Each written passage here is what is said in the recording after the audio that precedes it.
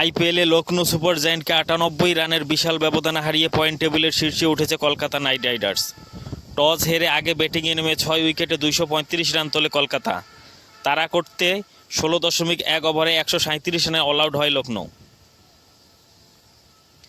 ১১ ম্যাচে ৮ জয় ৩ হারে মোট ১৬ পয়েন্ট নিয়ে শীর্ষে উঠল কলকাতা।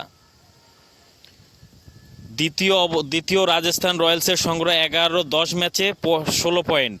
রান রেটে রাজস্থানের চেয়ে এগিয়ে শীর্ষস্থানে উঠল কলকাতা। ১১ ম্যাচে ১২ পয়েন্ট নিয়ে টেবিলে পঞ্চম লখনৌ। ফর্মে থাকা ওপেনার সুনীল নারায়ণ কলকাতার হয়ে ৭ ছক্কা ৬ চারে ৩৯ বলে ৮১ রানের দুর্দান্ত ইনিংস খেলেন। আর কেউ 50 না পেলেও কলকাতার প্রথম 7 ব্যাটসম্যান 2 অঙ্কের ইনিংস খেলেছেন। ওপেনার ফিল্মসর নরায়ণের মতো ২০০-র বেশি স্ট্রাইক রেটে ব্যাট করে 14 বলে 32 রান করেন। অঙ্কৃশ লাঘুবংশী ২৬ বলে 32 রান করেন।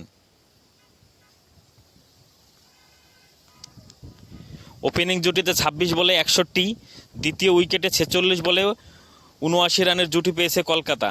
তবে কলকাতার হয়ে ৪১৬ স্ট্রাইক রেটে ব্যাট করে রণদীপ সিং। ৩ ছক্কা ১ চারে ৬ বলে ২৫ রানে অপরাজিত রণদীপ। অধিনায়ক শ্রেয়াস আয়ার করেন ১৫ বলে ২৩। তাড়া করতে নেমে দ্বিতীয় ওভারে আশিস কুলকার্নিকে হারায় লখনৌ।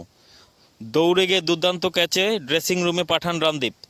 ২১ বলে ২৫ রান করা লখনৌর অধিনায়ক লোকেশ রাহুল অষ্টম ওভারে হর্ষিত রানার শিকার হন।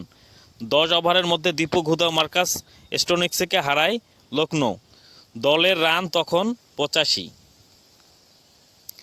জয়ের জন্য শেষ ১০ ওভারে ১৪০ রান দরকার ছিল লখনৌর, কিন্তু রান তাড়ার চাপে দ্রুত উইকেট পড়ায় ম্যাচ থেকে ধীরে ধীরে ছিটকে পড়ে তারা।